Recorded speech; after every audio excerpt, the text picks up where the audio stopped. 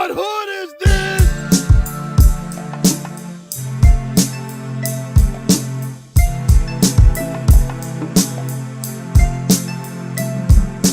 Crimefaces presents the Abyss Podcast, hosted by Lukey Cage with Carl and Primo Jab. Now, man, What hood is this?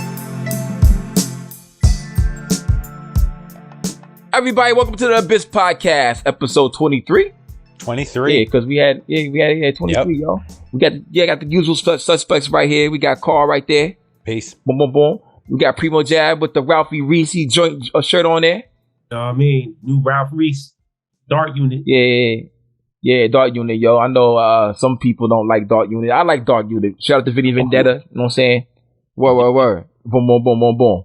Yeah, there's no problem with those dudes over there. Not at all. Y'all know what I'm talking about. Everybody Reese, what up, yo? fight, What up, Vinny? Yo, what up, Vinny Vendetta? What up? Y'all my dudes, Philly. Anyway, we got another special guest in the building today. We got a producer, rapper, MC, Wally Clark. What up, my dude? Happening. Welcome. Here I am. Another I didn't even know I was going to be a yo. special guest on this motherfucker, by the way. Hey, yo, you a special guest. I was See, the wondering. deal is, We tricked you. Yeah, I mean, that's Hey, fine. yo. I didn't know.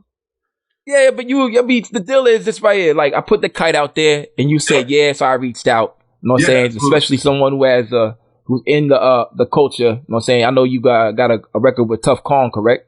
Yeah, it just came out. Yeah. Yeah, Goon. Indeed. This guy. Goon. Nice. Word. And Yeah, then I that's did cool. I produced the record with Ito. I guess that was a couple years ago to Circle.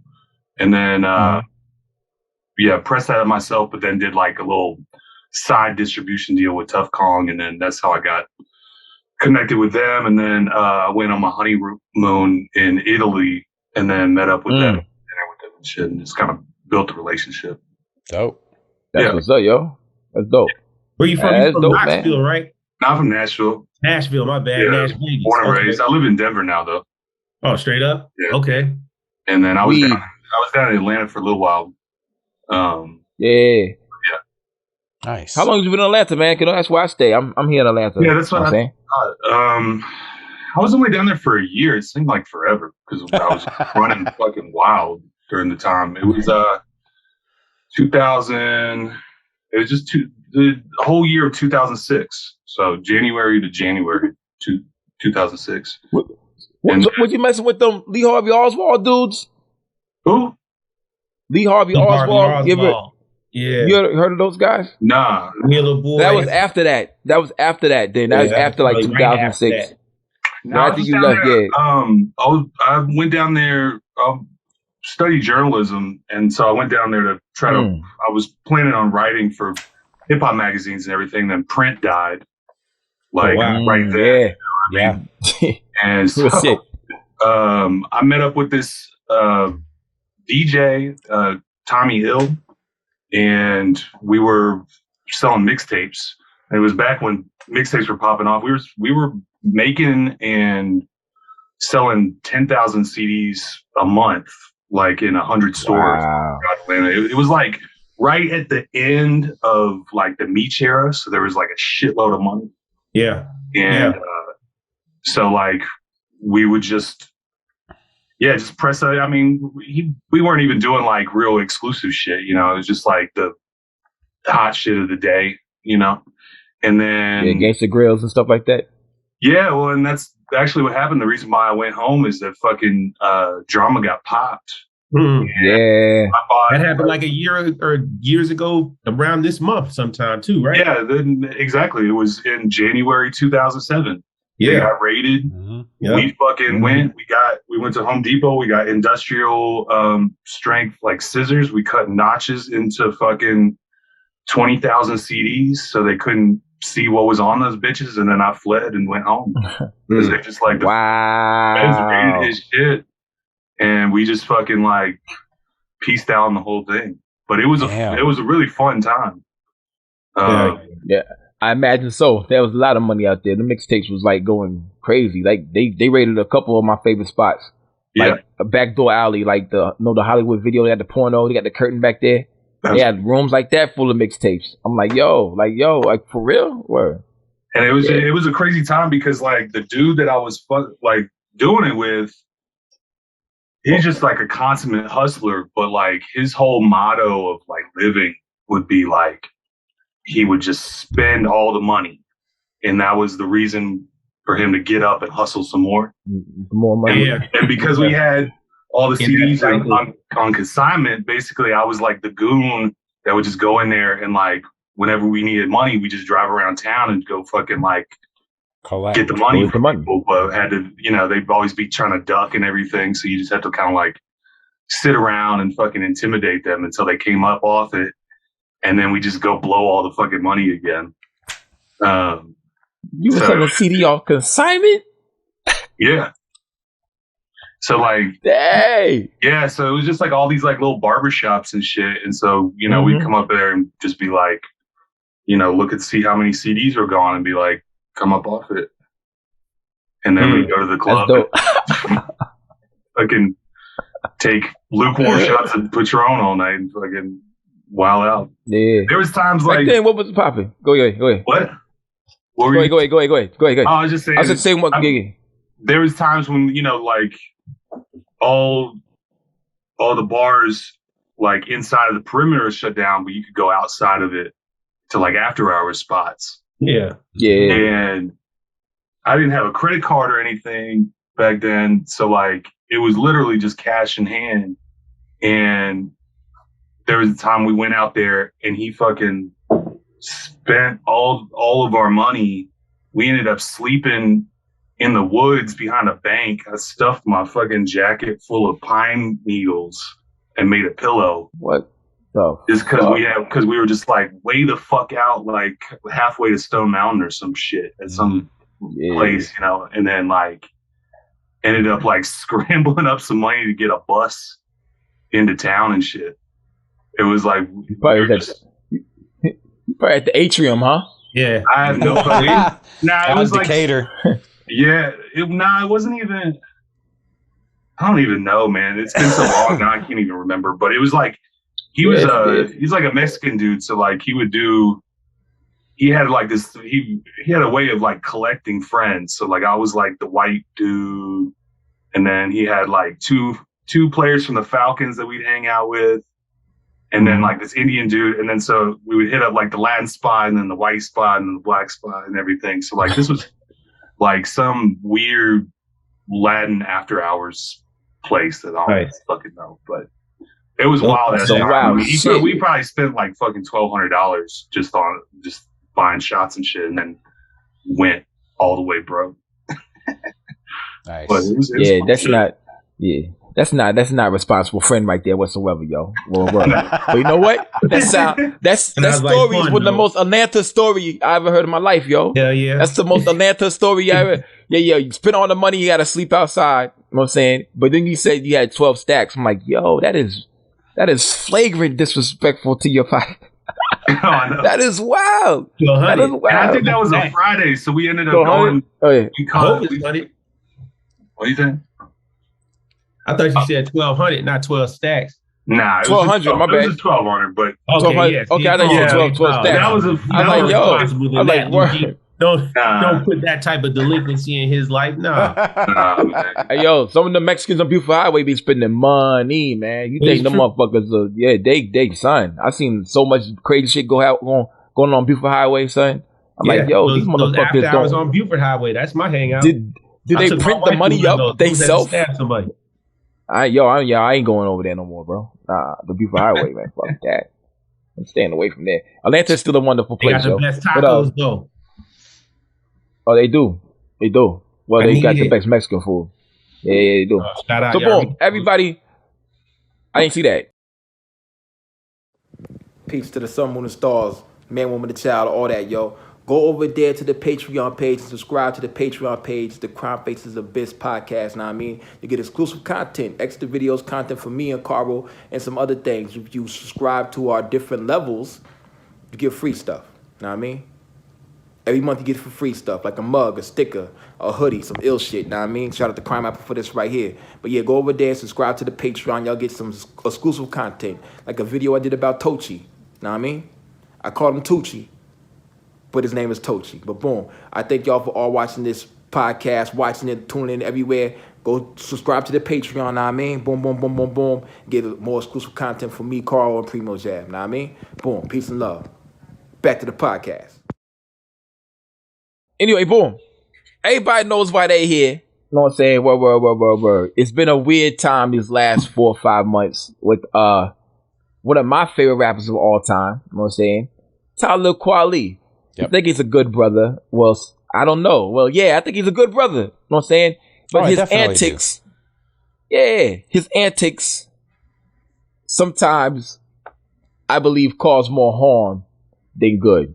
Carl, when we got on the Abyss podcast page for the podcasting, Kweli followed us. Tell us a little about that, yo. Well, so personally on my own IG, I followed him for a couple years, and more recently, I guess, he's been getting into a lot of beefs with a lot of different people. And, true indeed.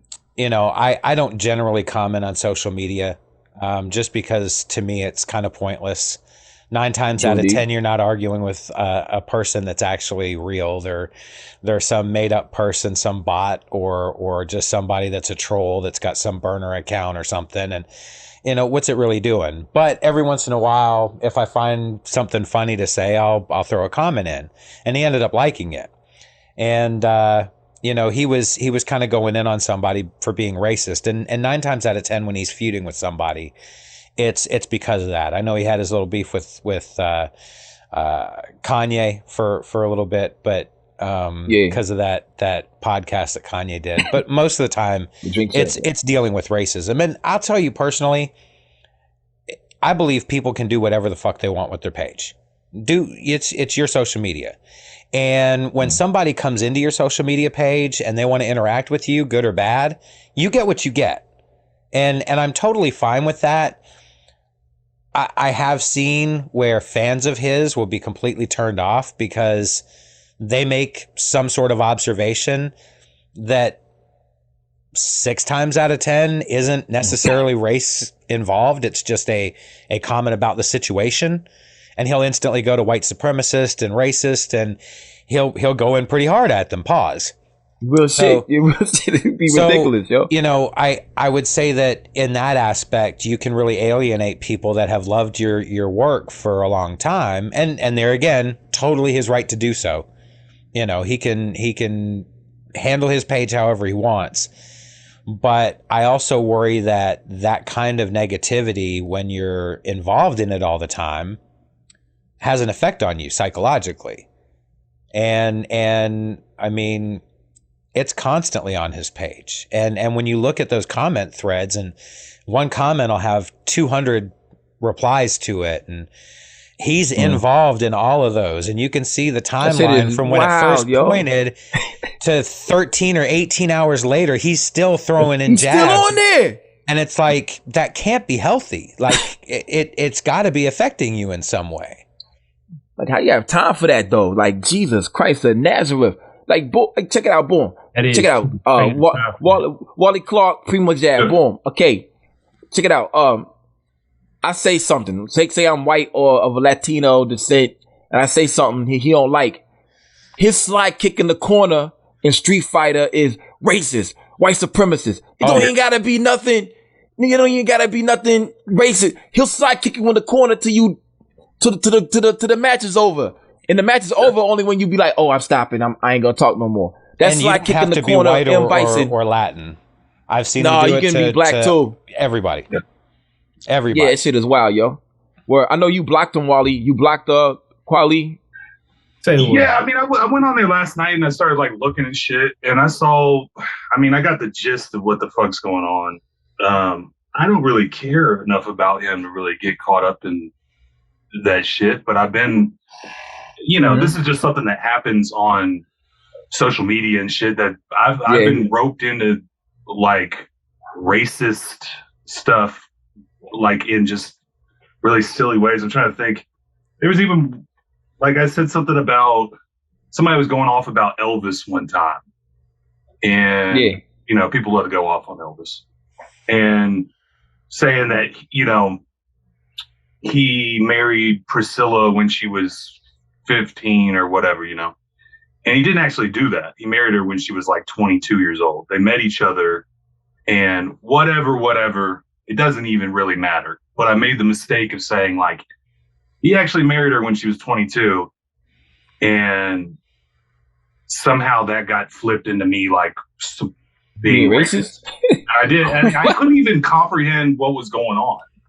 You know, it's like kicking the corner, yo. Then I was just like, that I was like supporting a pedophile, and I was like, and that I was supporting, you know, a guy that stole black music, and therefore that's how you got called a racist. By the transient property or whatever the fuck, you know, I'm racist. Well, Elvis particularly is one of the largest examples of that culture vulture kind of mentality. And you know, I've seen, and even in regards to Talib Kweli, I've seen him acknowledge white artists in this culture and not feel like they're culture vultures. But really, I think it boils down to the biggest beef with Elvis was he never, ever, ever gave credit to where he got that. Yeah. And it was 100%. Anybody songs either. Well, but regardless of whether he did or not, he became incredibly famous on the backs of people of color. And you know, if you're going to be involved in this culture, as we all are, then you should try to give something back to that culture, and you should pay its respects properly, because it can be viewed really easily as being a culture vulture. I completely agree, but that's what I'm saying is that was not even the conversation I was having. No, but Elvis is that polarizing figure. But whenever you mention Elvis, that's always the first thing that's going to come up. Yeah, absolutely. But you didn't even defend him though. But the deal is, I don't think he even defended him. He just put it out. And Elvis like, still wasn't Jerry Lee Lewis. I'm just from Tennessee, and just like know that that's true. You know what I mean? Like, true indeed. Yeah, like it had nothing to do with. I get it. Yeah, it's like I don't even know. Like they say that he was chaperoned with her. They met in Germany or some shit when she was 15 or 16, and then like he would go hang out with her with her parents. I mean, who knows? He probably did fuck around with her, but I wasn't. I don't give a shit. I wasn't talking about that. You know, I like made the mistake of actually trying to like care about facts. There's another example of like there were some kids on Twitter, and they fucking like 18-year-old kids, just little rap kids. I don't know how I even was following them or came to know what they were doing, but they came out with a single called 93 Expedition. Now, at the time, I had an Expedition. Yeah, it doesn't exist. No, there wasn't a 93 Expedition 93. The 93 Tahoe, two-door Tahoe. Exactly. But I know Expedition. The Expedition replaced the Bronco after OJ. Yeah, there you go. Yeah. Expedition even came. And I happened to have a fucking Expedition at the time. And so I just was like, yo, those don't exist. And these kids were like, well, how the fuck would you know? I go, one, I got an Expedition. And I'm old enough that I know that it didn't exist. And they go, yeah, but you know, you could, it's more of like an artistic statement. And I don't know what the fuck that even means. I get like, I was like, I guess they're trying to do like a vintage thing or whatever. But like, they were like, well, how do you really even know that they didn't exist? And I was like, Google it. Just like, it was like Wikipedia or something. They're like, this motherfucker said Wikipedia. Like, how could you like, you actually are trusting Wikipedia and shit. I'm like, no, I'm trusting my age and the Wikipedia and the fucking fact that this shit ain't real. But like, that's just a great example of how weird the internet can be and like how dangerous it is to like engage with a motherfucker. Like you want to, you're trying to make connections and you're trying to have like regular conversations, but like, there's no people don't have to deal with logic when they're true indeed. Nah. Before we go to Primo Jam, let me say something clear. Jay-Z line. He said, "A wise man told me not to argue with fools because from a distance, it's hard to tell who is who. So that's why I stopped arguing with people because they might think I'm ridiculous." One guy said, West Side Gun, he got his name from liking West Coast music. What? And he was convinced that that's why he got his name like that. So people are arguing with him. Like, no, that's not how you got it. No, he's from the east side of Buffalo, hustle in the west. That's why I got his name. But he was arguing like that was the fact, the things in the stone tablet. That's what that was. That was a fact. But people argue down lies or nothing facts like it's factual every day. That's why that Jay-Z line like resonates with me so heavy. I can't argue with these people no more. I just gotta let them go. But for some reason, people on Talib Kweli's page love to argue with this man and get this treatment. Just that like cuck mind state where you like getting fucked or see somebody getting fucked and like you just want that treatment. You just want to see this dude fuck your girlfriend. Like you just want to see that shit. Like, so why do you? It's like white people that want to fucking feel the white. No, it's not even white people. Okay. No, it's not even white people. It's just people. It's not even white people. You know. Like the last guy, they glutton for punishment, yo. Or maybe they. I don't. How about this? There's a million people. There you go. It's a million followers over here, and this guy's finally talking to you. Right. So like exactly. Yeah. So they gotta. Yeah. They want that treatment because they're finally talking to somebody famous, and maybe they'll get that fucking. Yeah. And there's a lot of people that are entitled because I bought your music, because I've seen your shows. You should respond to my Instagram DMs. Well, when they don't, they start going in on him, and he's defended that several times. Where that's just weird, though. Yeah, but he's like, look, you've been stalking me. Just because I don't want to chat with you in DM doesn't mean you can come here and create this bullshit. Because really, he doesn't owe them anything. Yeah, true indeed. And for the record out there, if y'all watch porn, you know what I'm saying, listeners, there's not just white guys cuck, there's black guys that cuck too. You know what I'm saying, boom.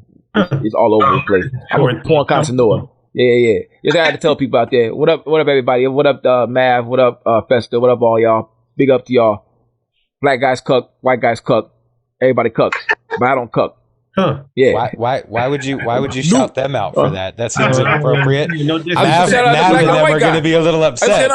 Hey, old man, Mav, I don't think they cuck. I'm saying, I said I know a black guy and a white guy. Okay. I said I know a black guy and a white guy. Well, shout out to what? Go ahead. Oh, man. Let me come in here. Let me pause. Let me approach the stage real quick. So, first of all, Wally Clark, man, I'd like to extend my deepest condolences to the fact that you had to be insulted and attached to ignorance of somebody of you just saying the name Elvis that automatically attached you to racism. I really apologize for that happening in your life. I'm not apologizing for myself, but it's just like that's a stupid thing that anybody would do. And I agree with you every day probably. Right now, we living in 1984, man. The book, it's so much definitely Orwellian ignorance out here as far as people being told like facts are bad. Don't believe the facts. I can just tell you yellow is blue and you have to agree with me. And if you don't, we're going to shut you down. I can go to a website that'll tell you that right now. Like, I mean, here's the thing. Like, for example, let's not dig too deep on the man Elvis, but I mean, Elvis had black backup singers.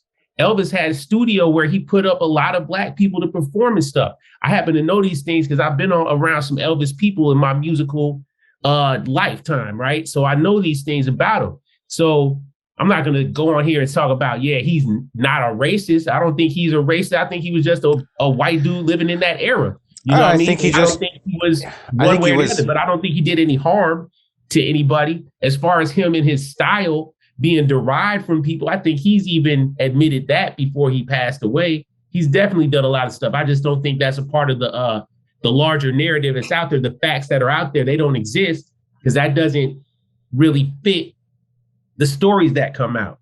And that goes back to what I'm talking about before, living in this kind of weird, curated, edited reality that exists that these shorties are in. They get their facts like the kids that are in those comments under Talib's page, or those people, whoever they are, they find their facts that are catered to them. I mean, these algorithms out here, that's why Mark Zuckerberg is in court right now, or was in court. All of this stuff is curated to fulfill your view. Mm-hmm. Yep. Echo chambers. Yeah, you can find somebody that's going to tell you the earth is flat, bro. But why doesn't Talib Kweli block these people? Why doesn't the people that Talib Kweli attack block him? Yeah, he gets off on it. He does, yo. Well, he kind of do. He got to. It's not even about like just the fucking people being glutton for punishment. He likes to punish. Yeah, he's a fucking sadist. Like he loves to be able to point the finger and be the guy who's, you know, he's got whatever that hashtag. Whose man is this? Is what he uses. That's right. Come get your man. Yeah, whose man is this? Is like his hashtag for those. And it just reminds me of like growing up. Like I was lucky enough to like all the schools that I went to had like 80 countries represented, and like it was just super diverse. But like, just always grew. You know, was in mixed neighborhoods my whole life and everything. But was it Nashville? Yeah, Nashville. Yeah. Yeah, I've been there. Go ahead. Yeah. I love Las Vegas. There was a type of black dude that I would be around that was always trying to like goat you and like catch you being racist. And they would think that like if I would get drunk enough or like we'd be smoking and he'd like your armor would slip. Exactly. And then I'd reveal the secret racist within me. And this happened. That's not a good friend. Yeah, this happened to me recently. I went and there was some rapper dudes out that came out here. And I'm not gonna say the names or whatever, but like one of the dudes. Ralphie Reese. I'm joking. I said Ralphie Reese. I'm joking. Go ahead. One of them's a 5%er, or there's a couple 5%ers there. There you go. And then go ahead. And then I was just kind of bullshitting or whatever. I was telling the story. The neighborhood that I live in, when COVID happened, there's a lot of break-ins and people were trying to break in. And then there was bombs going off because of the George Floyd protests and shit. Because I live like downtown, so it was like a super crazy time. So I was like, and I live on the first floor, and I got this porch and shit that overlooks the street. So I was kind of like staying up all night and having to chase off bombs and like chase off just people all the time. Fires and stuff, breaking windows. Yeah, so I was just bullshitting with him, telling a story about how I would kind of switch up the different weapons that I would use to fucking like chase these people off. And the last weapon that I used, I found this like cardboard tube, and it's just this long ass tube, and I was like chasing the motherfucker around with it. But in that story, what I also said was I've got this like an old school like police baton that I got at like a flea market. Okay. He was like, okay, well, I was like, a baton. He goes, what's that? I was like, it's like a big beady stick thing. And he still didn't know what I was talking about. And I was like, it's like one of those sticks that like the police used to beat black people with, you know what I'm saying? Like in the videos. And he got like super offended at that and was like, why do you have that? You know, and like started using that as like, I was like, it's not like I inherited the motherfucker. You know, it's not like a family heirloom or some shit. I got it at the flea market because it was some shit to beat the motherfucker's ass with. You know what I mean? And that's just how you translated it to his visual to understand. But that's the first thing he was ready to take flight on you. Exactly. And then so I had to calm down. He wanted to fucking throw me out the place, man. Like, and I was like, yo, what are you talking about? I finally calmed him down. And so if you had just said people that it was used to beat people with, you think he would have just been cool with it? Maybe. I don't know. You know, it's like, yeah. It was the fact that it was black people because you were black people in front of it. And like, I guess like taking it that I would like, I'd have it for that same intention or some shit. You know what I mean? Apparently that's how that's the same as that Elvis argument, right? Exactly. You know what I mean? Just because you know something about Elvis means you're a racist. Just because you know that a stick was happened to be used to hit people, some of those people were black. And that's what you use to correlate. You ain't never seen nobody get hit with them sticks that other than any race except black. But let me go back to this 5%er comment. I've seen plenty people get hit with a billy club. But I never seen it on TV. I never seen it on TV. I never seen civil rights documentaries. That's what you see. Yeah, that's what you see. Absolutely. Yeah. No, I want you to talk about the 5%er, but the whole point of me even saying this was then after that, he started talking about 5% knowledge. And then I started talking about it. And he was like, whoa, like, what the fuck you know about it? And I was like, I bought the book and I read about it because I'm curious. He goes, why? I go, one, hip hop head, and some of my favorite rappers are 5%ers. 5%. Two, if I'm from the fucking Caucasus Mountains of Caucasus Mountains and I'm a product of Dr. Yakub, I want to know my history and shit. And I want to know what the fuck's going on, you know? Like, if I'm the devil, I want to know why I'm the devil. And he got super fucking pissed again. And he was like, you know, you can't just be reading those books. Like, somebody's got to give you those books. I'm like, yo, I don't think anybody's going to I don't really think anybody's just going to come to me and be like, hey, I want you to be part of the 5% Nation, just to be fair. You know what I mean? Like, I was just curious. You know, I'm not trying to, like, join the gang, but, like, I could read a fucking book, you know? Yes. And he was kind of like, he got, like, real fucking aggro about, like, even me, like, doing the knowledge. I can attest that 10, 15 years ago, I probably would have been tight too. But Born King, that's Raz Fresco's manager. Yeah. Also, he messed with Planet Asia. He said that white people can have knowledge of self, and they need to have knowledge of self. Everyone needs to have knowledge of self. How are we going to improve? Yeah. True indeed. Now that's one of the guys, the OGs. He lives in Canada. Born King. That's one of the best men that I've encountered with the knowledge of self in a part of the 5% Nation.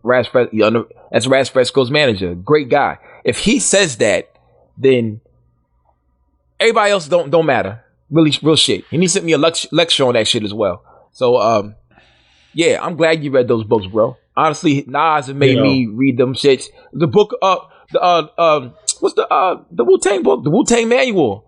They have mathematics in there as well. Absolutely. So if we're Wu-Tang heads, we're gonna see that, and to understand the music itself. Exactly. You kind of have to read that shit because you don't know what the fuck they're talking about. Yeah, I mean, I learned through the music, so I had a basic running knowledge of it, and then, you know, it's like I'm not trying to fucking figure out. You know, I just like knowledge in general. You know what I mean? Like, not in the 5% definition of it, but like, I want to know what the fuck's going on. You know, I want to know what the point of view is.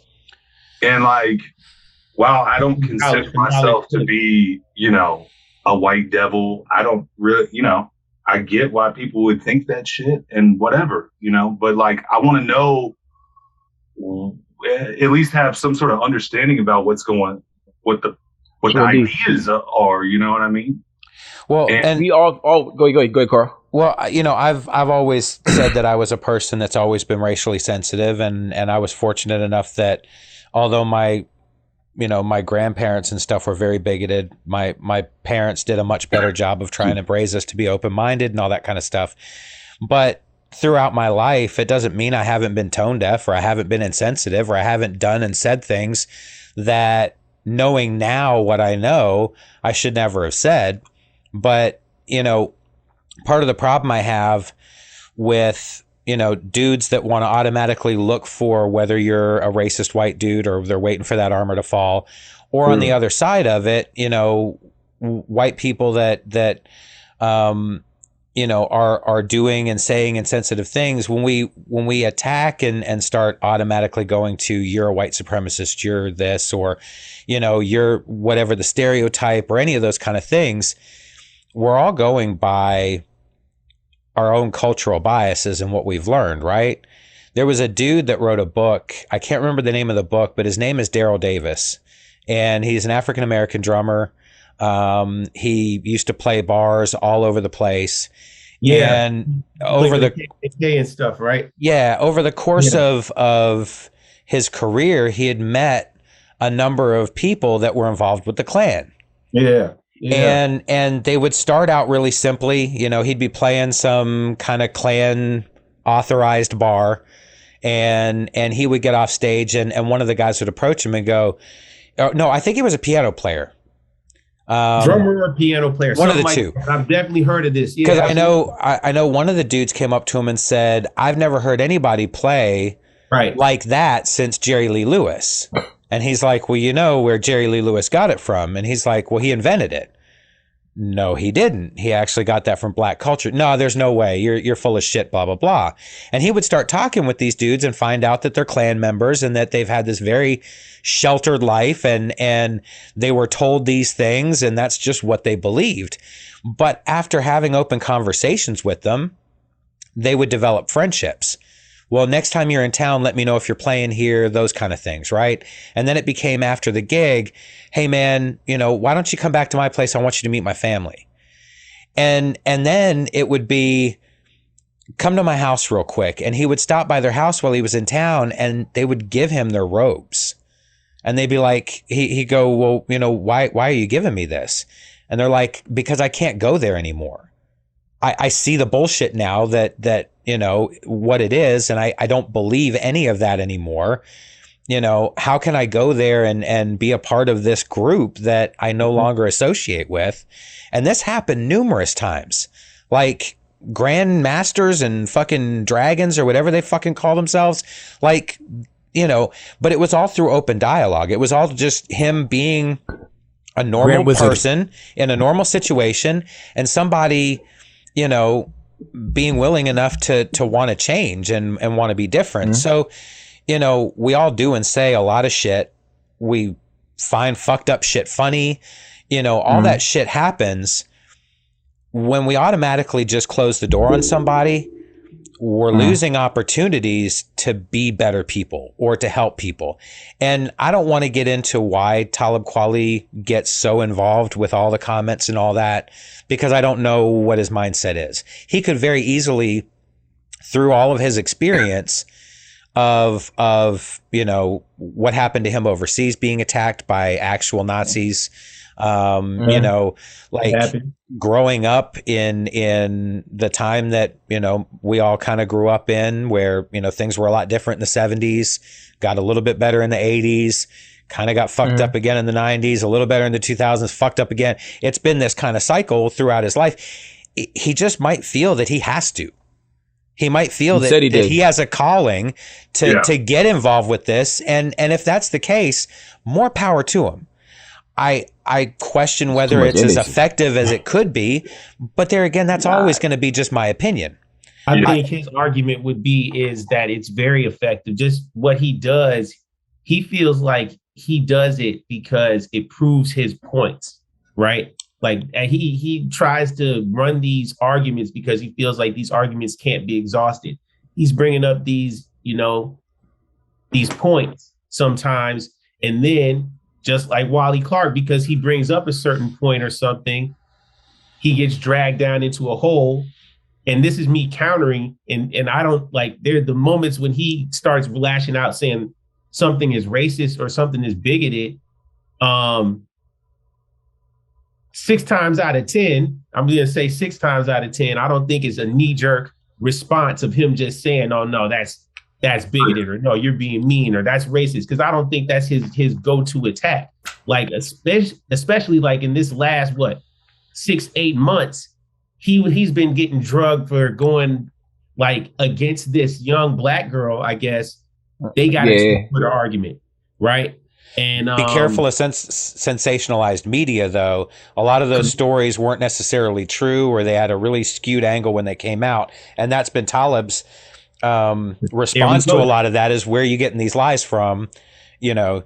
Exactly. And then, but as soon as he questions the facts, bring forth some facts, like we've been saying, that's when it turns into a shitstorm, lower body, lower mind attacks of, oh no, I don't have facts, but I can tell you, well, this is how I feel. I feel like you're mean. I feel like you're a racist. Yeah, but that's not the facts.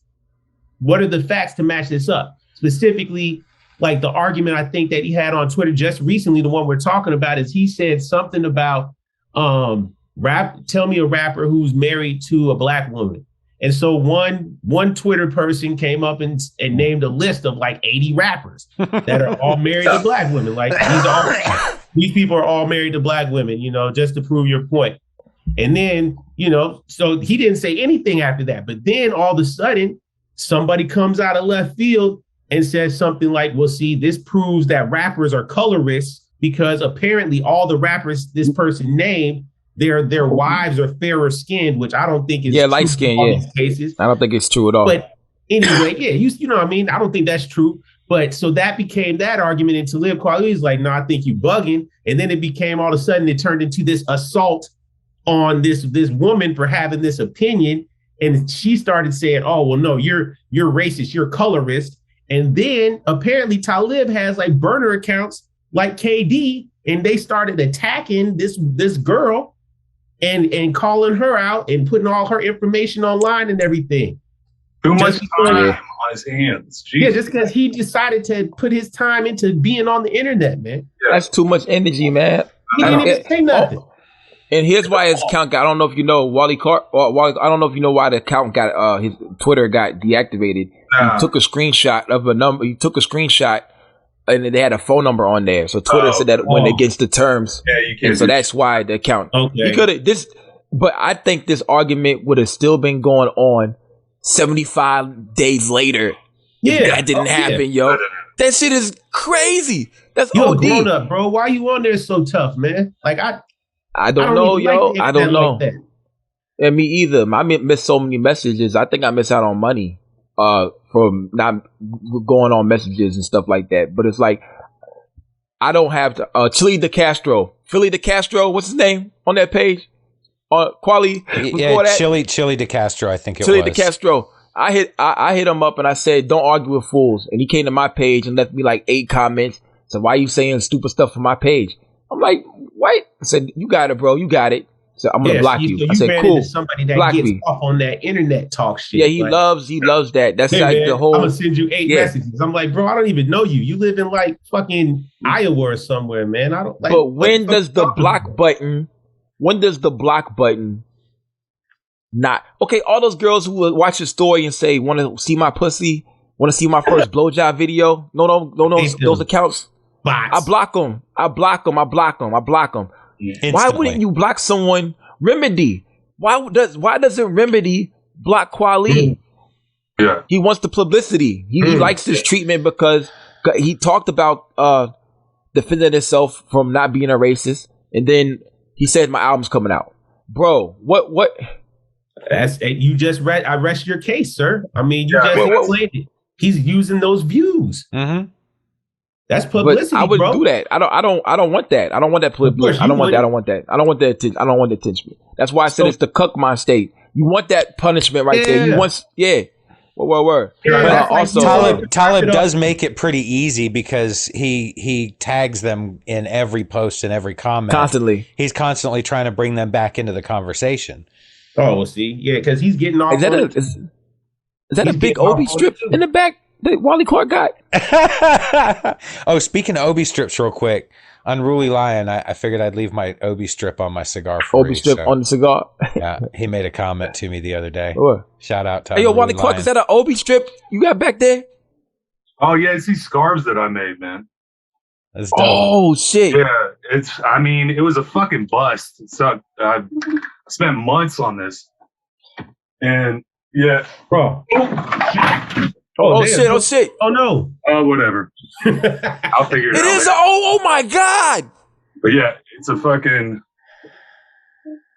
Oh yeah, that's raw. You know. That is really. Nobody bought those. It's like a football.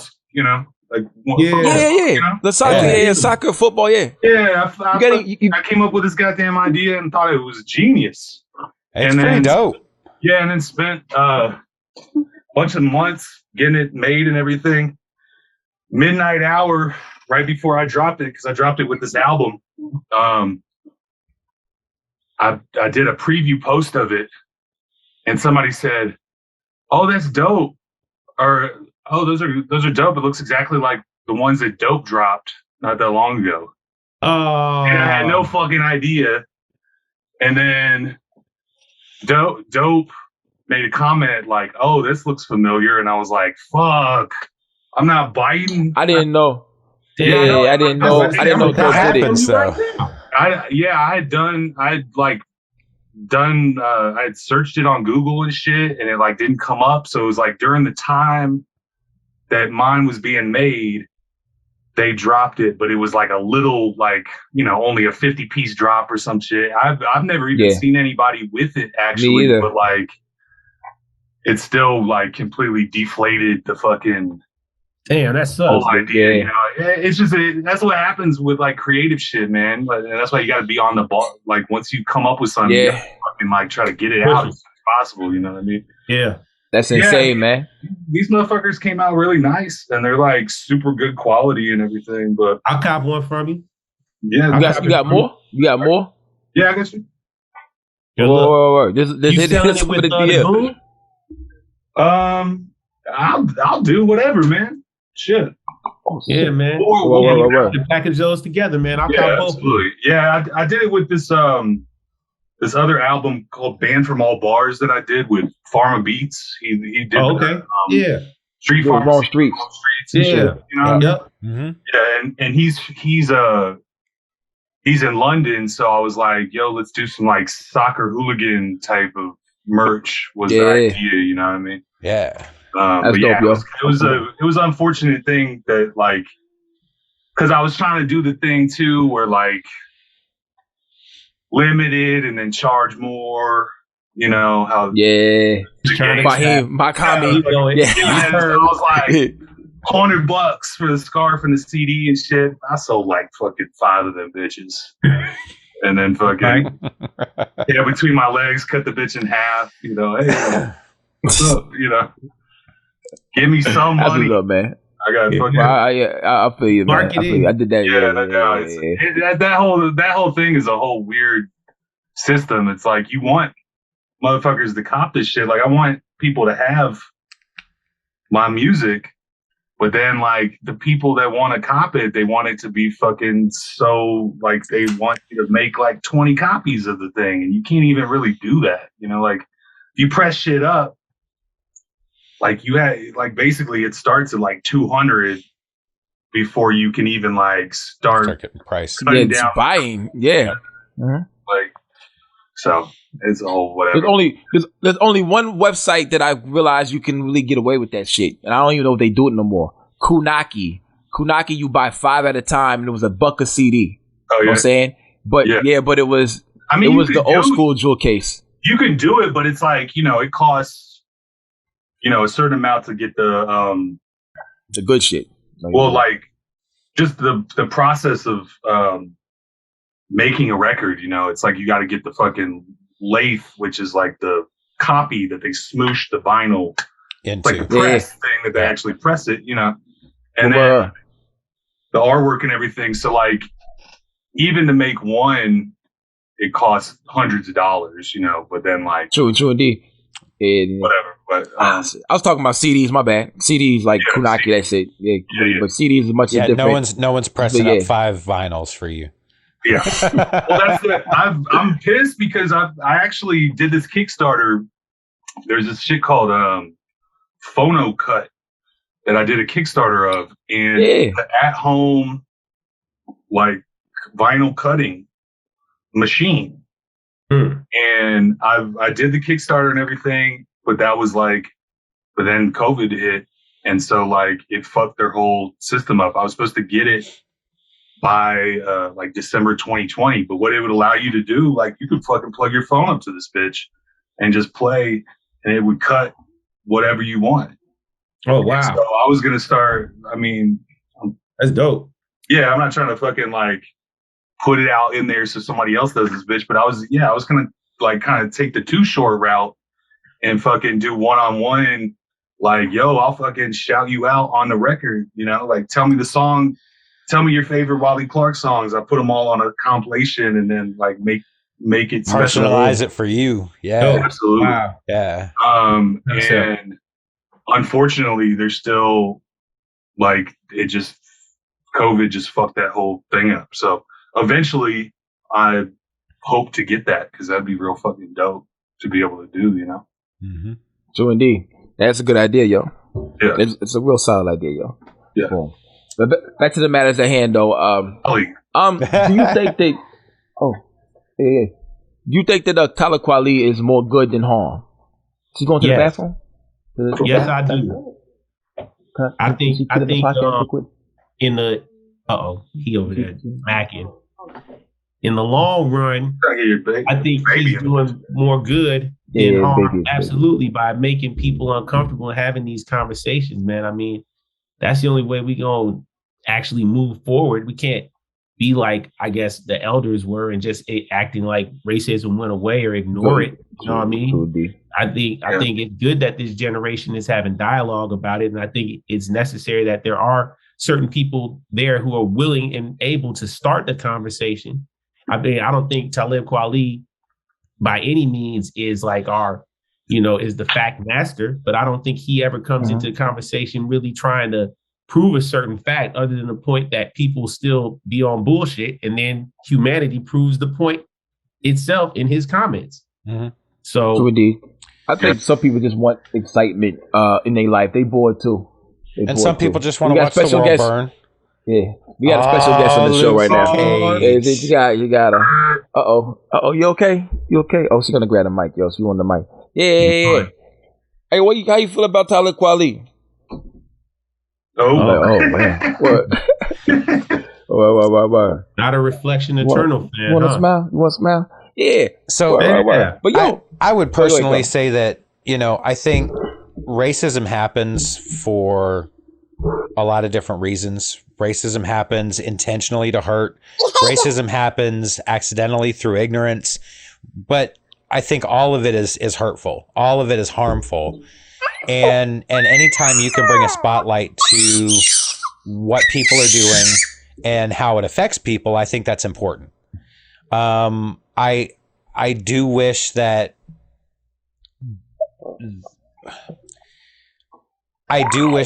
he would kind of keep in mind that there are a lot of people out there just trying to get him upset, trying to get him to do something that's going to get him canceled because they're jealous bitches. The troll. You know what I mean? Like I worry that something's going to happen because he's so animated and so upset about something.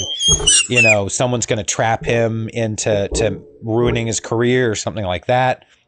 He's got 2 dope podcasts and an incredible MC career, but if all he's remembered for is activism, then that's dope as well. I do think there are better ways to do it. I was about to say activism. I mean, are we? It is. Are we calling Twitter activism? Are we let's get away from this whole I don't like the whole. I'm standing on that. I don't believe in this online Twitter activism shit. I don't. No. But I'll give you that jolly good ginger guy. You guys familiar with him?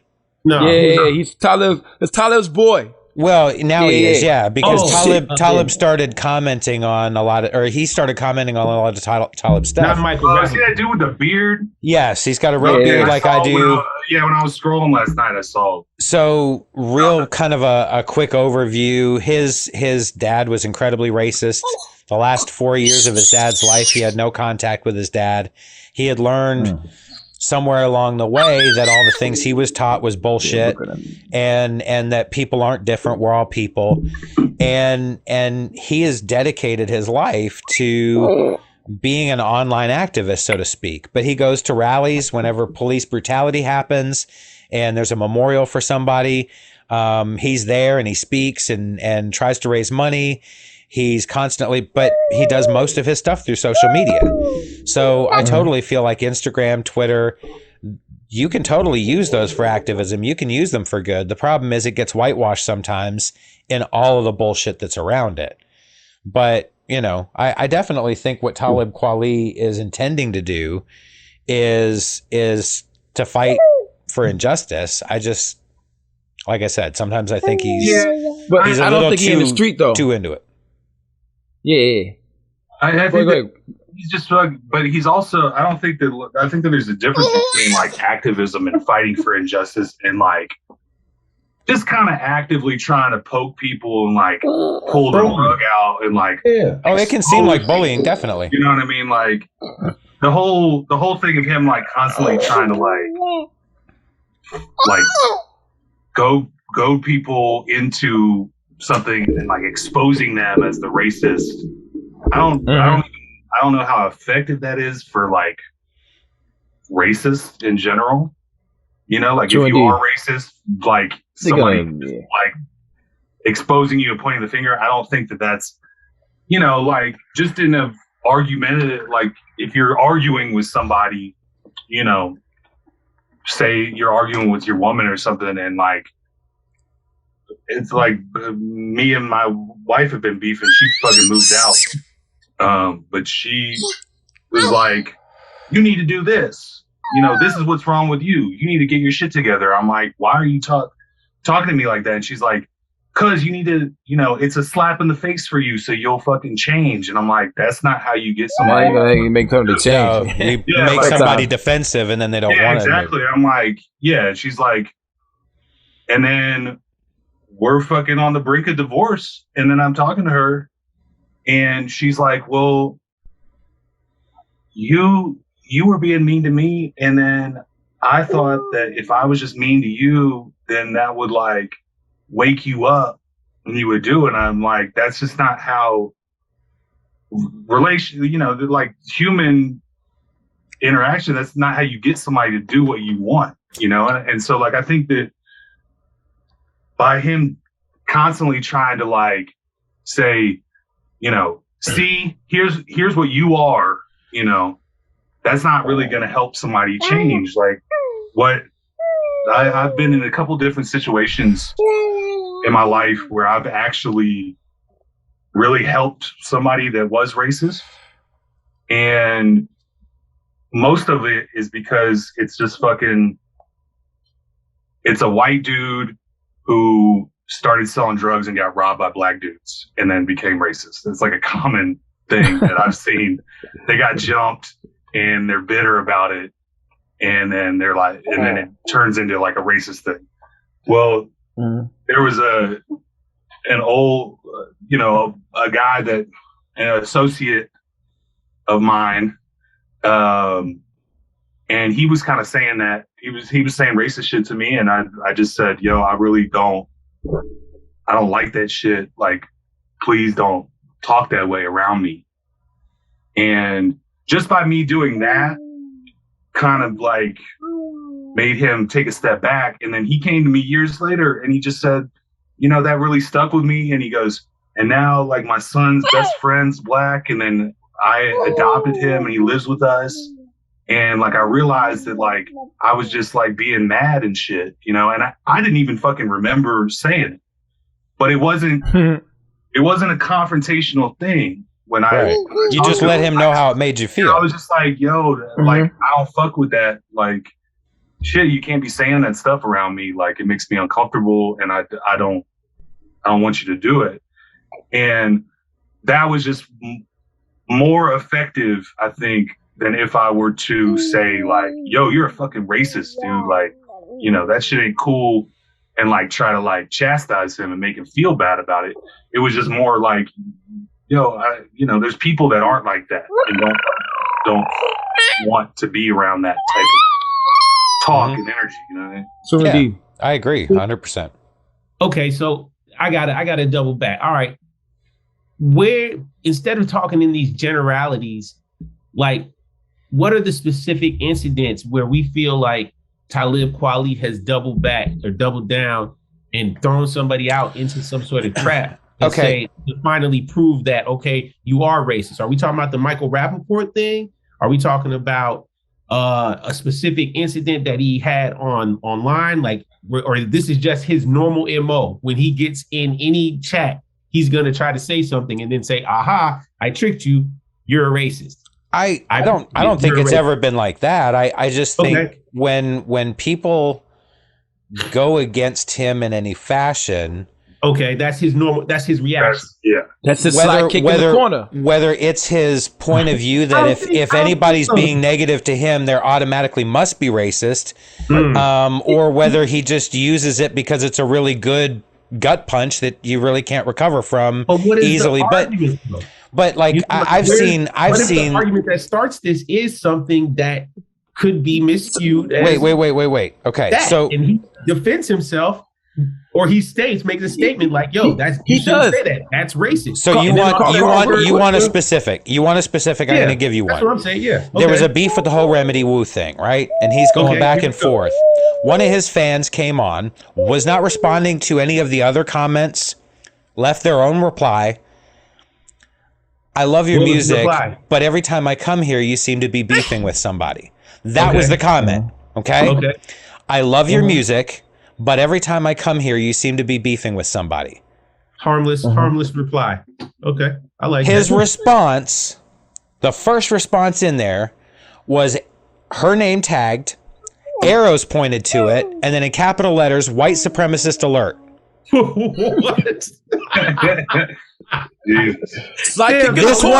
This was an African American woman that had left the comment. Her response back was, I'm so disappointed you would say that. I'm just making a comment that I'm seeing you're beefing a lot. I'm worried about you. Hey, everybody, look at this racist. Look at this racist. She's a white supremacist. So I'm telling you, so those are the things when I see it, I go, oh, you know. Yeah. So, you know, there's a good portion of it that people come at him and he's defending himself and he probably gets in a defensive mode. And then just anybody that says anything he doesn't like, it's white supremacist, racist, blah, blah, blah. Sidekick.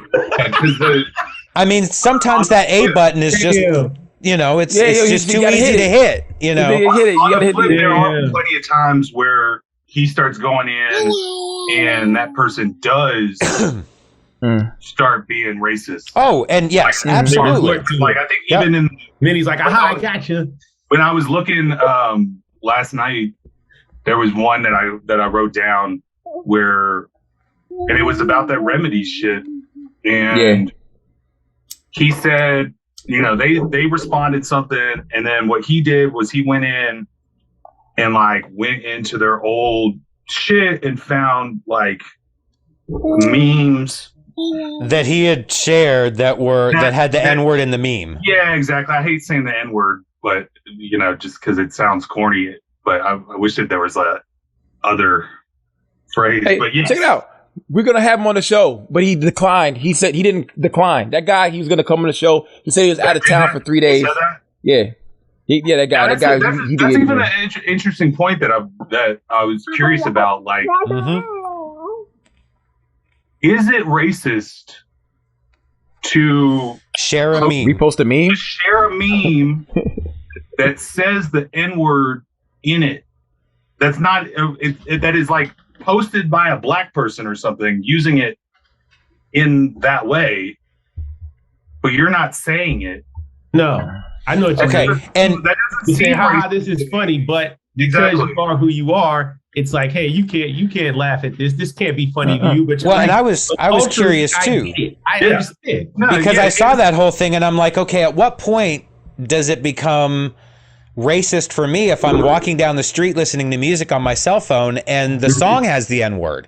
Am I then racist then? You can't listen to that. Or if I Why you listen to Elvis? If I post lyrics, if I don't say the lyrics, but I post the lyrics of a song that I like or something, you know, what about then? Or as a producer, you can edit the written word. You can edit the written word. You know what I mean? Yeah, but like there's tasteful ways to alter that. As a producer, if I sampled like a rapper talking and they said it, you know? Yeah. Like, you know, it just gets to a certain point where it's like, with people like Talib, like, if I were to say something against him, he would go and he would look and try to find that shit. To try to find it doesn't have try to find it, to find the thing where, like, deep dive. Yeah, or like, I produce for Ito and he says the N-word and he's not black, and therefore by association, white supremacist sidekick or some shit. I'm sidekick in the corner. Ito's Puerto Rican. There's a whole lot more luggage we have to unpack with this. Exactly. And I'm somehow, in my colonizing ways. Oh, talk that talk, devil. Go for it.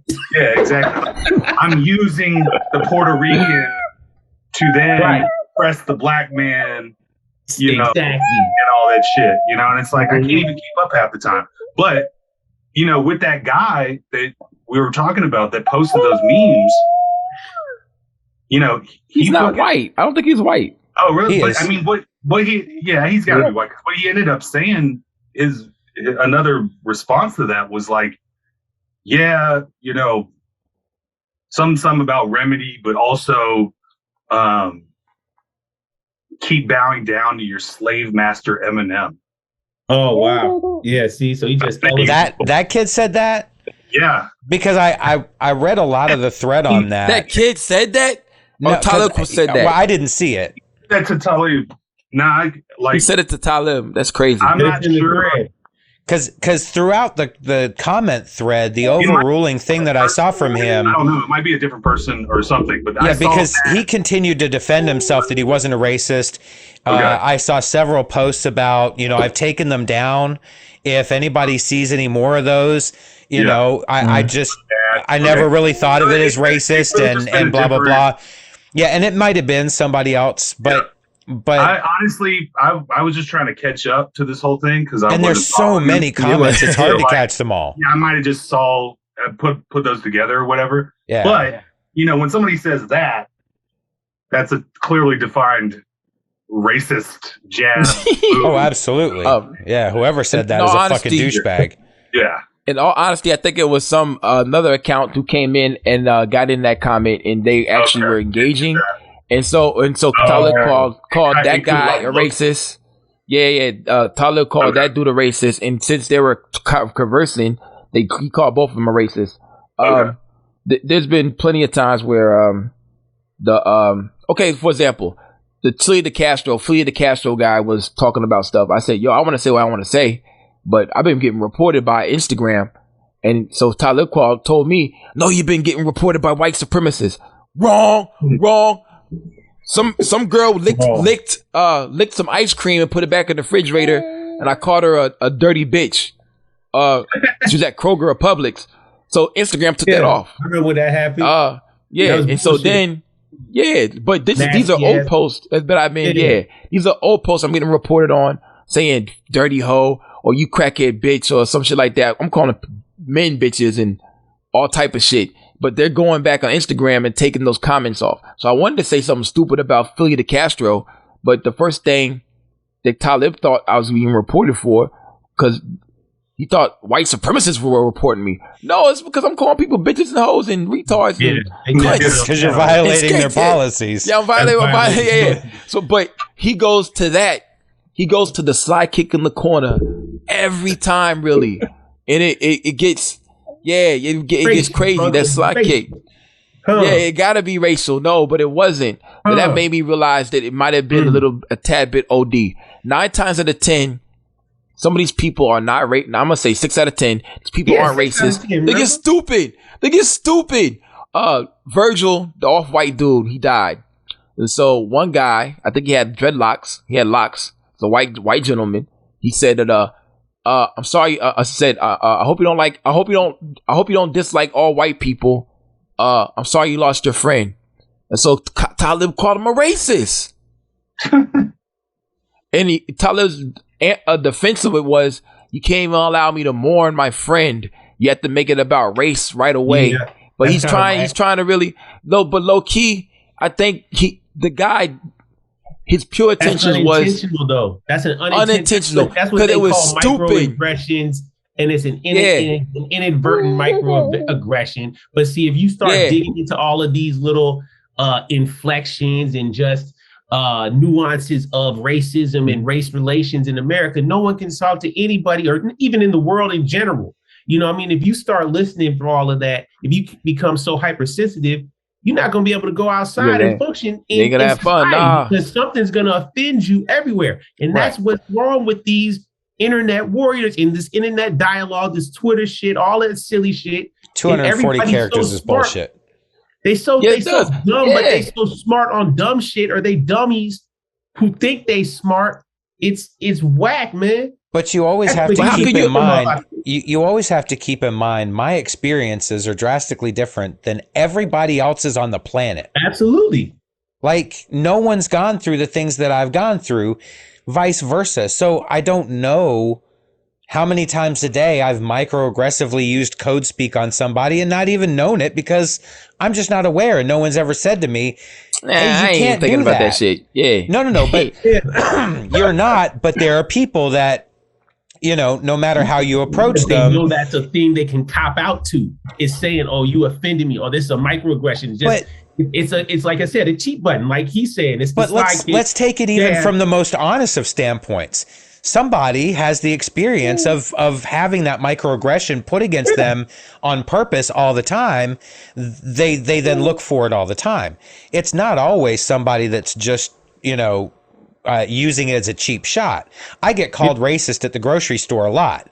And a lot of them are cheap shots because I'm following a policy that I follow with everybody. But because your check doesn't have a printed name on it, because it looks like a photocopy that you couldn't even get the wrinkles out of the original check before you photocopied it, and automatically I'm a racist because I won't cash the check. I understand, and I let that shit go because it is what it is. But there are people that have honestly, you know, either in a bad way or a good way approached me and let me know that I was doing something that made them uncomfortable or upset. Because that's the experience they've had, and it's you know, it's because of previous experiences. Going back to Wally's point earlier, if you can approach me and say, hey, I know you probably weren't aware of it, but when you rap over Tupac or West Side Gun or whatever, and you are really, really lacking melanin, but you still want to say the N-word in the rap song, don't fucking do it. Like, help us out. You're offending people. As opposed to somebody just beating the shit out of me or, you know, calling me out or whatever. I think both will have an effect. One's going to have a more positive effect. Right? True. But Money Miz, Matt O, Dime Music, all these guys have been hip hop fans for 20, 35 years, all their lives. They don't ever say the N-word. No. Money Miz is probably the biggest hip hop fan. I'm talking about someone that has never, who doesn't, he rapped a little bit. He doesn't rap. He doesn't make music. He don't say it. Matt O, we at the Benny show and he's saying the words word for word, but not saying the N-word. Now these guys don't do it. I don't think nobody else needs to do it. I mean, and that's true. But there again, there are a lot of people that go through different life experiences, and if somebody hasn't actually told them, hey, that's some bullshit, don't do it, they're not going to know. Yeah, cosign. Just like, you know, I'm watching the post the other night, and I'm looking at this dude get chastised for reposting a meme that had the N-word in it. I had never thought of that being offensive. And if that's offensive to somebody, if it's offensive to somebody, well, now I've learned something, and it's 2022, and I'm 48 fucking years old. I'm gonna keep learning shit, but I'm only gonna keep learning shit if people fucking talk to me about it. Yeah, true indeed. Okay, before we go on to the next movement, London's own Ken. He's a black guy. He's a Nigerian big motherfucker from London. Yeah, he was posting memes of. It was of black people, but it's monkeys. You know what I'm saying? So I went into his DM and said, bro, this is kind of insensitive. You know that, right? I don't know how they feel over there, but over here, that's a no-no, bro. He said, oh, really? And then he erased him immediately. But that was a black guy. A Nigerian. Now, you could have made a post. Whose man is this? calling him out and chastising him in public, or you can DM him and say, "Hey, bro, that's just not cool." That shit kind of wild, man. You're being kind of tone deaf. Fucking check yourself, right? But it was a black guy. My first thing wasn't he's a white supremacist it wasn't. Yeah. But I've been really accused of pandering as well at the grocery store. For example, it's Valentine's Day. There's a Valentine's basket, and they have a bottle of Clico in there. I'm pretty sure all y'all had some Clico before. It's like a $50, $60 bottle, depending on what it's on sale. So it's in the the orange joint. So the bottle's in there, but the basket read it was only for $40, and so the dude said, they said $40. It's not ringing why is it not going to be $40? I say because someone put the wrong tag on there, G. Like this bottle right here, this the champagne is $50, $60. He said, man, if I was white, I said, no, we're in Atlanta, we're in Little 5 Points, you can't say that, Well, either buy it at the regular price or leave the store. Well, you ain't doing that with me, G. Well, I'm like, yo, why is this black dude saying if he was white, he would have got that price? Nah, man, the Coleco cost $60, G. You just want it? You want me to give it? Just walk out the store with it, G. Cool, just leave with it. How about that? We ain't gonna stop you. Just take it. Word. But my thing is this right here. My thing is with white people when they're called racist, I don't think y'all should really say anything. Y'all can just be like, cool, whatever. Because you're gonna have to prove that you're not racist nowadays. Your friends and the way that you carry yourself will prove that you're not racist. You can prove you're not homophobic. When Carl gets called racist, I don't think he says or reacts any way to it. Oh, like, I automatically go to, but I have a black friend. That's not right. That's not going to help. Shit. Well, it's not going to help at all, yo. Ask about me. Lukey Cage. No, man, fuck it. But I give you his number. I have it. It's stored in my phone. Like I've been front row at various shows. I was and already I say I was with the Bloods at Jay Worthy show up front. I knew all the words. They love me. Word. Me being where I'm from, true indeed. Go ahead, Wally. I was just gonna say that, like, an example of that, and that's just kind of how I've always lived my life with it. Of just like my reputation precedes me when it comes to shit like that. And like I moved out here, so there's kind of a whole different demographic racial thing going on out here as opposed to in the South. Where out Denver? Here there's far less black people. Absolutely. But there's a big Mexican / indigenous culture. And I've, and it's something that I've been really fortunate enough to kind of learn about, because I don't even know why I didn't think about it, but they're like, well, this used to be Mexico, and so the Mexicans are like, we're indigenous people. There's no difference between Native American and Mexican, because in this area, this was Mexico. You know what I mean? So there's a really great culture of like lowrider culture mixed with the headdresses, but with like sugar skulls and everything. And that's something that like I put on the my friend Juan, who did this. This is the Edo 7-inch. I don't know if y'all can see that. Oh, that's dope. Yeah. It's beautiful. And and so he kind of, becoming friends with him, he's invited me to a lot of these events, and it's just like lowrider events, but then they do, ceremonies with dance and headdress and everything. And it's, super interesting. But the whole point is that they are super big activists of, anti-colonizer, anti-gentrification and everything. And yet I get invited to these things and I am not questioned or attacked or anything of the reason why I'm there.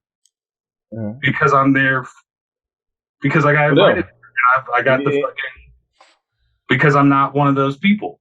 Just like I can fucking read the 5% shit and and hear, White Devil and I don't get like any type of feeling about it because like that's not that's not the way that I'm living or whatever. Like I don't know. It's like I'm not saying that I get like a pass for everything, but like, people are smart enough to understand the difference between, somebody who is honestly, accepting of other people and somebody who's just like, fronting and trying to like full of shit. There you go. Yeah, like I'm down, or whatever. There you go. That's a pass right there. That whole jive talking, sagging your pants, wearing Balenciagas. That's the pass. Caricature. We don't. I don't. Yeah. Now, if that's you, if you've been, I mean, motherfuckers all the time that are like, "Oh, you rap like you don't dress like a rapper." Look like it. Yeah. What's that supposed to mean? Yeah, exactly. Yeah. Like, hey, yo, I, in all honesty, the music I listen to, sometimes the food I eat, I get accused of being what you call like, remember back in high school, Oreo. Cause I like to listen. Like yesterday, I listened to Beats. I was listening to Beats. I was listening to the Metallica because I want to sample their hook. I was listening to what else I was looking to? Silver Apples again. And then like they look at I think it was what's the dude that rap real fast back in the he was singing. Smash him. That wasn't Smoking. One day so you look at me. No, sorry. Oh, that's Sublime. Oh, no, I know you're talking about Cowboy Mouth or no. Read so you looked at me. Yeah, I know that song. Sorry. He was spitting. I don't give a fuck. He was spitting. No, it's Sublime or something like that, yo. No. It's somebody. Shoot. I think it's Smash or Pumpkins. No. Bare Naked Ladies. Bare Naked Ladies. Bare Naked Ladies. They're Canadian. I'm sitting here killing myself. They're a Canadian band. And you're my phone a friend, Carl. Thank you a lot, bro. Thanks a lot, bro. I couldn't think of it. Damn it. Yeah, probably because I wasn't singing it good enough. But anyway, I like Italian food a lot. I love Italian food. I love pasta. But see, here you go. That's what I'm talking about, man. It's like, but fuck it. Like Italian, you can't like Italian pasta. You can't like Mexican. I know, man. Like, what the fuck, yo? No, I can't celebrate Cinco de Mayo and get drunk. That's that one thing in America that, it's always going to be that tender ass wound. And it's always going to make people feel some sort of way. That's why some people use it all the way as a weaponized thing, weaponized racism. Then there's some people who systemically use it to, take away people's rights. But some people use it to try to take advantage of shit and say, oh, because of racism, let me have some more. Or because of racism, you owe me this, or whatever the case is. And it's because racism is this great big, just fucking cancerous wart on the ass of America that ain't going away until we decide to talk about it. Here's the biggest problem. It's horrific here, the history that happened. And America's the best at I'm racism. Canadian, so I'll say, hey, we never had anything bad racially happen in Canada. Psych. What happened to all the kids at the churches? But it's every fucking country. It's every decade. It's every century. It's history. And the problem is, as people, we're scared, we're ignorant, and we're tribal. Yeah. It's sports, it's politics, it's vaccine or no vaccine, it's whatever it is. We want to be part of something, right? Yep. So regardless of what it is, people in general are just born very scared and insecure. And it comes out in really retarded, stupid ways. I'm not even supposed to say that word. But anyway, I edit this, so I'll bleep that out. Retarded is a good word, though. Let's get retarded, yo. Well, it's so it's but it's always going to exist to a certain point because there are always going to be ignorant people teaching ignorant people. What we can hope is that it just filters and continues to filter down to a point where it's insignificant. Yeah, indeed. But I mean, we're thousands of years into existence so far, and it's still around. We're still mistreating people, whether it's our own people or other people. We're just shitty to other humans. Yeah. I was about to say, because racism is a fairly new construct. Let's not put that on all of humanity from the beginning of time. Racism, as colorism, etc., is a fairly new concept. It used to just be, y'all live over there, we live over here. We don't like you, you don't like us. We want your resources, you want our resources, etc., etc. That was conflict. Mm-hmm. But now, in this new era, and we don't got to go further because that's a whole 18 more episodes we could do on this. That this racism that we're talking about, all this systemic and weaponized racism, that's only existed in the past 500, 600 years at most, 400 years. I mean, I think that's just because of the construct of society in general. Society. I don't think you're giving Great Britain enough credit for how they fucked over everybody that wasn't British. We started it. Yeah. But once that's centuries old. That's centuries old. Sorry, Wally. I didn't mean to cut you off. I'm just saying, once you develop a society where you can't just go up and bash a motherfucker's skull in and take what you want. Yeah. Then off that shit. Then racism starts to do a thing because you systematically take things from people. You know what I mean? Like striation. We're like back before that. You just ran up and you fucking killed people and took their shit. Right. Now you can't do that. You have to oppress them through, subtler ways or, non-violent ways. I mean, it does still translate into violence, but theoretically, teaching people to just hate people and oppress them without just rewriting history, creating laws, all of those underhanded bullshit. Yeah. That's what we're talking about. Right. Yeah, that's what I feel. Yeah. Our laws. Yeah. The racism that we know it exists because of that. Legality. Exactly. Absolutely. Now, I was just going to say, I took some notes. This is a funny one that I thought of, that Talib. Am I supposed to say, I haven't even said this motherfucker's name in so long that I don't. Talib Kweli. I know. Yeah. It's every time I say it, I feel like I'm saying it wrong because I haven't spoken about this dude in fucking 20 years. Facts. But one of the comments that I thought was really funny was he found this video of this kid singing a song. I don't know the song, but it's "I Feel Like John Gotti." I saw that. You know what I'm talking about? And it's just it's a trap song. He's like, "I feel like John Gotti," and he's dancing. He's this white kid, and he was calling the kid white supremacist for singing the song. No, and I just thought that one was especially ironic because John Gotti is white. Yeah, and the kid saying, "I feel like John Gotti." Now the guy rapping might be black, but it just. But John Gotti himself was, Yeah, it just shows this weird swirl of shit going on that he's pointing the finger at this kid saying he's a fucking white supremacist for saying that he's like a Italian mobster rapped by a black dude. I just figured out. I found out. Oh, he's not a kid. I remember we mentioned this last night. He's 28, so he is the age of accountability. Now, if he was 22 or 23, I'd probably be more apprehensive to be hey, he got some shit to learn. 28, you should be knowing a lot more than what I think he knows. Even though I don't think the kid's a racist, I think he might be an idiot. Like a lot of people who comment on this shit, I think he's an idiot. But yeah, the kid was saying, I feel like John Gotti. But 28, you're almost 30, G. But what is, I don't understand. But what's wrong with saying I feel like John Gotti? Nothing. But I'm just saying his age. And what's wrong with rapping along with music? Was he just? Because I'm gonna have to call Eddie Kane and apologize because I've been doing it with half his album. There's nothing wrong with that. I'm just saying his age is 28.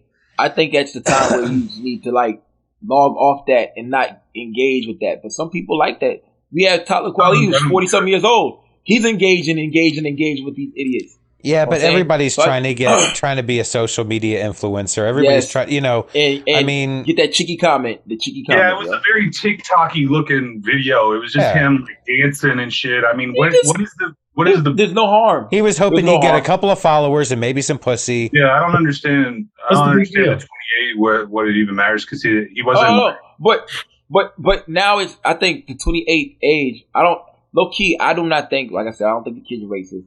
I think he's 28 years old. He should be wise enough and smart enough to do certain things. I don't think playing the music in a certain way. And those memes that he posted, those were like years and years ago, weren't they? He probably was I don't know anything about it other than just that specific video. I don't know any other background of that person. So I think those memes were back video. Yeah, I thought that was a different kid. All the guy did was say, "I feel like John Gotti." That's that kid. Video. That's the same kid. Okay. Yeah. So I didn't further. I wasn't trying to say that it was wrong for him to say none of that stuff or none of that. I'm just trying to say that the kid is. Yeah, it was cool. I ain't see nothing wrong with that. It's all reaching. We all mature at different times. It's reaching. I've got comic book shit all over here. I build lightsabers that has nothing to do with maturity. Oh, my bad. Carl, Wally, everybody, check it out. Quality reaches for anything, and then sometimes it's not super not valid. Yeah. Like that video you're talking about right there. Yeah. That is not, there was nothing wrong with that, G. Like, word. If you think about it, the largest consumers of popular hip-hop music are white people. Of course they're going to sing that shit. You know what I'm saying? So, whatever. Yeah, but I'm just saying about that kid right there who Quali was going at. He's 28 years old. I thought he was younger than that, yo. But I told him I was going to talk about him on here. You on here? Bro, just log off. Just block him, man. I know you're getting some shine, some followers, and some hate. But just don't feed into any of that. If you're racist, just shut up. And if you're not racist, just shut up. Chill. You good. You good, bro. You good. You don't got to prove yourself to nobody. Prove yourself by walking down the street and open the door for an old black lady. If someone's on the side of the street, help them. You know what I'm saying? Be kind to people. That's all you got to do. We'll say, just like us. That's all we have to do to prove that I'm not homophobic or I like babies. Yeah, I didn't like babies till I had one. But boom, Well, and I said to you the other day, like, the worst thing that you can really call a white person, cracker doesn't really matter, honky, any of that shit, right? But if you call a white person racist, that's probably going to affect them, right? Yeah. I promise you 1,000,000%, it's not near as bad as a black person being called the N-word, right? Nope. Okay, so get over it. If somebody calls you racist or a white supremacist, you don't want to, you know what I mean? Like, just fucking separate. Just deuces. If somebody wants to call me that, then they're going to call me that. If they don't want to take the time to get to know who I am, that's cool. Yeah. If they have something valid, hopefully they can find a way to approach me and teach me so that I don't do that shit again. Other than that, you just got to let it go. It doesn't matter about Elvis either, man. You're not a racist. He's still not Jerry Lee Lewis. That's all I'm saying. Okay, check it out. Before we get off here, I want to say this. There are certain people in our culture who do not love black people. They do love the culture, but they do not love us. They do not respect us. There are, but they are those there. They are. But at the end of the day, we have to worry about ourselves and choose who we work with. You know what I'm saying? We have to do the personal vetting. You know what I'm saying? And you can, it is easy. You know what I'm saying? But 6 times out of 10, the people that Quali is attacking or going at, they're just idiots. You know what I'm saying? They could be racist. Agree. But at the end of the day, they're idiots because you have to be an idiot to be a racist. Really, honestly. Mm-hmm. No, that's facts. That's my final verdict on that. Go ahead. Say it again. There's no smart racist. There's a comedian that I was listening to on the radio the other day, and he did a whole bit about that. That there's you don't have like a racist that's just like eloquently like, well, here's the reason why, I can prove to you why. Yeah, exactly. The Spencer guy, he was an idiot too. He was a neo-Nazi. I forget his name, Spencer, whatever his fuck name. He's broke now. Richard Spencer or something. Richard Spencer, yeah, he's an idiot. But the people that we often accuse of being racist are capitalists. Yeah. And they take advantage of every ethnic group, even their own. So that's sometimes worse than racist, because people that we call racist sometimes don't have anything set up systematically to oppress anybody. They just don't like somebody because their color or their race. Another thing that we having a problem with is social class. I thought things were going to get better in the world when white people were mad at white people. That is totally not the case. We have broke people beefing with broke people, defending rich people who don't give a fuck about poor people. Yeah, but I mean, it's crazy right now. It's crazy. It's crazy. But in our community, where we are in the abyss, I'm saying Carl, Wally, Primo Jab, we have the most tolerant, loving camaraderie sometimes in our lane of music. Do y'all agree or not? Oh, absolutely. Absolutely. Yeah. Mm-hmm. I went to the Benny the Butcher show with no security. You know what I'm saying? Word. Everybody in there loved each other. Mm-hmm. We went to the Benny the Butcher show when he was blown up. Everybody was in there. Every race was in there. And we all getting along. So I think if people would model themselves more after the abyss, this underground hip hop movement we got, would be a lot better, yo. We just need a few more bitches at the show. A few more bitches. Yeah.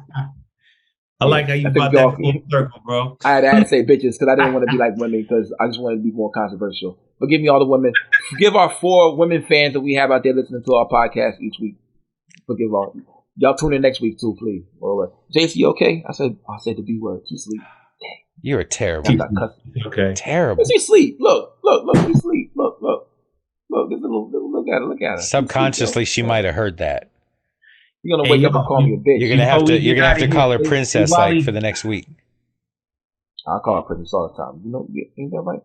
Yeah. Hey, Wally Clark. Anybody man, before we dip, I was gonna say, I was just gonna ask Wally Clark, man. You out there in Denver? Have you ever heard of my guy Clever Schemes? Yeah. Okay. All right. You getting into that Denver scene out there at all, or what? It's harder than it seems, man. I hit him up a couple times and he just said he wasn't trying to fuck with me, so I don't know. Oh wow. Yeah, he just said just like that. He just said he didn't really fuck with most people, and he's definitely not trying to fuck with anybody that's not from Denver. So well, damn. That is, all right. Wow. Yeah, and that's been the case in a handful of circumstances where, like, I dealt with that in Nashville, where everybody was trying to, like, the Nashville scene and trying to make the thing, And then when I moved out here, that kind of part of the reason why I moved out here was to take myself out of that and take myself out of, like, the feeling of obligation to try to, like, help everybody on a local level and like concentrate on trying to put myself on globally, But then when I came out here, so that Clever Schemes, I saw he was doing the shit with Willie the Kid right when I moved out here, and then Ito flew out here, and then so I was trying to, like, Denver was cracking for a big second, man. Absolutely. Yeah, I was trying to meet up and, like, in Nashville's just such a musician community thing. So, like, meet somebody and then you're like, yo, let's meet up. It's not like, yo, let's collab. It's like you just go and, like, talk as colleagues, you know what I mean? So I'm just used to doing that shit, and haven't been welcomed pretty much, in general of that, of just trying to be like, oh, you make music, I make music too. Like, let's meet up and, like, see about something. And hasn't been extended to me as much as I would have expected. So I don't know what he's doing even. He kind of, like, stopped with the producing as much, and he was doing like videos and shit. And then he's like kind of fucking with like O Finesse. Yeah, Mussolini and them. Yeah, Mussolini and them. You know. Yeah, shout out to Mussolini. Right. Yeah. Well, I was just asking. Shout out Denver. Yeah, it is what it is. I wasn't trying to like. Yeah, you know. Oh, it is what it is. Yeah. Yeah, I mean, it is what it is. I would like to have told you some a difference. I want people connected, man. That's my thing. I'm into politics. Maybe they'll see this and go, shit, I was kind of an asshole. Maybe I should reach out to Wally. It may be. Who knows? Yeah. Because we need this ecosystem that we have as far as music. If we don't work together, it only lasts again for 10 more years. If we do continue to work together, it lasts for at least 20 more years. We'll be 60 years old and we'll still be rapping and still selling vinyl. If the ecosystem keeps going how it is. Absolutely. Yeah, Big Ghost, we talked about that right there. Shout out to Big Ghost. Yeah. But yo, boom, anybody got some final words? We've been on here forever. This has been a great dialogue. Yo, Wally, thank you for coming on this joint, yo. Word. Especially of short notice. You know what I'm saying? Because I was dead serious. I was dead ass, yo. I was dead serious about this guy. It's kind of funny, though, yo. To me, it is. Yeah. I mean, this conversation was as funny as I thought it would be. It's way more. Yeah. But check it out. I thought we were just going to fucking talk shit about him the whole time. We fucking I think it's funny. But the funny thing is, how can Talib be best friends with Dave Chappelle and Mos Def and not be that funny? Like, yo, I mean, it's not in everybody. I get pause. Yeah, Yasin Bey. That blows my mind. Yasin Bey. Yes, he dropped the Mos Def. Yasin. I feel like as soon as you started trying to be funny, my internet cut out. Yeah. Hey, yo, but on the real note, it's kind of like Perling Mill brand. That's Aunt Jemima, yo. That's Aunt Jemima, yo. Mos Def is Yasin Bey is Mos Def. Aunt Jemima will always be Perling Mill brand, whatever the flower shit, man. They had to do that shit. Man, don't change the name of some damn Aunt Jemima, bro. Give us some motherfucking bread. Do reparations or something if you're gonna really do something. Or matter of fact, just stop playing stupid, dumb games. I don't even really want. Hey, man, I ain't gonna go down this rabbit hole, man. That's all I got to say, man. But man, you could have kept Aunt Jemima. Hey, yo, check it out. I thought Spider-Man was mixed when I was growing up because Uncle Ben was black on the box. You know what I'm saying? You must have been really pissed off when they killed him. Oh, shit. I didn't know because I only had flashbacks. I got in the comic books. I didn't know that. Yeah, I didn't know. We lost Wally. He's out of there. Oh man. Word. Oh man. Oh well. Well shit. It's been like 3 hours anyway. Hey, man. But go follow him, yo. 3 hours. Yeah, I gotta go. Yeah, we really appreciate him coming. Clark. Yeah, man. Shout out Wally Clark. Shout out Flu Dust. God damn it. The Goon album. Cop that shit. Yeah, I gotta go to the store. Sweaters or those scarves. Yeah, I'm gonna get one. Scarves. You know, that's it. The Obi scarves. The Obi scarves. Yo. Not the. They're gonna be mad at us. They're gonna be mad at us. They're gonna be mad at us because we talked about Aunt Jemima and Uncle Ben. I don't care though. Yeah, we'll be all right. What they gonna do? Call us racist? Yeah, reverse racism. Me they will. Because you was there. Big shout out once again, yo. If y'all thought I was making fun of Dark Unit, I'm not, yo. Big up to Ralphie Reese. Wait. We got him back. We got him back. We can at least wrap up with him. Good, yeah, man. He's connecting to audio. That's what we can at least do an official wrap up. Like I said, man, Ralphie Reese got that Blades of Vania Part 2, Volume 2 is out right now. That's why I'm rocking his joint, man, you know. Oh, Wally Clark's back, man. Wally Clark. Racism tried to take him away from us. He's still connecting to audio. He's coming back. There he is. You with us? Okay, check it out. Hey, yo, tell us. Oh, he's having some major internet issues. See, it's that racism, man. Bigotry. Talib got him. Talib got him, man. Hello? Yo. There you are. We here. We can't see you, but we here. Yeah, I'm on my fucking phone now. Yeah, it's all love, man. We wrapping up anyway, man. I gotta go give baby a bath. No, the mom gonna give Janelle gonna give her a bath, yo. But boom, oh, the white microphone on. Yeah. But yeah, thank you once again for coming on this joint, B. And we're gonna get some soccer scarves, yo. We're gonna get some scarves, yo. Yes. Yeah, we want those scarves. Your microphone's muted. He's on his phone, man. Yeah, we good. We here. Yeah, so we back. Yeah. But once again, thanks for coming on the joint, man. Thank you for jumping absolutely on the joint. Anytime. Maybe we'll talk about something lighter next time, other than the history of racism. Yes. We'll definitely have to have you back. We got a new record. We got a new record coming out. Just come on the joint and we'll promote the record. Know what I mean? Boom, boom, boom. Right, word. 100%, bro. You in Nashville? Hit me up. I'm 4 hours away. You know what I'm saying? He in Denver. I'm gonna get you when I come out there. But he from Nashville. He come to Nashville. Like, boom, I'm 4 hours away. That's just like a little drive, man. I'm less than that. Yeah, I want to try to go to Kid Rock's bar. You know what I'm saying? I mean, it's a wild ass scene, man. It's you can have fun, but it's a sea of white women going crazy. I always call it the white Atlanta. Yeah, I mean, like the same shit. That shit. But it's the bachelorette party. It's the bachelorette party capital of the world. So like, they come to go off. So great. Wow. Okay, I got the scout report now. Super. That's what's up. Lukey's booked his next vacation. It's a weekend drive. Anyway, boom. Episode 23 of the Abyss podcast with my man's Caro, Primo Jab. Big up to Ralph Reese and Dark Unit. And boom, we got my man Wally Clark down there, hip hop producer and rapper MC. Boom, boom, boom. Thank y'all for tuning in.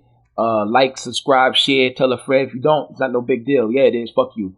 My bad. My baby sleep. Anyway, see y'all next week. Peace. Peace. It's not racist.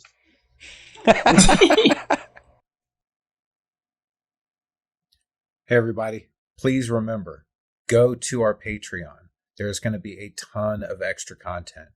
If you're just going in as a base level subscriber, we're going to give you all of the podcasts with the extra music added into it. You're going to get music videos whenever possible. We are also going to just add extra content in there for the base level. But we will have 2 other levels. The second level is going to give you a lot of extra content. And the third level gives you the merch. So you can get that one-of-a-kind t-shirt that's only going to be available on the Patreon. But you're also going to be able to get a certified investor's mug. Yes. If you want to check it out, you can go take a look at the Patreon. It's there. As well as a dope hoodie. So subscribe, follow us, support the podcast. Share this information if you can. We really appreciate you fucking with us, and we'll keep bringing you more.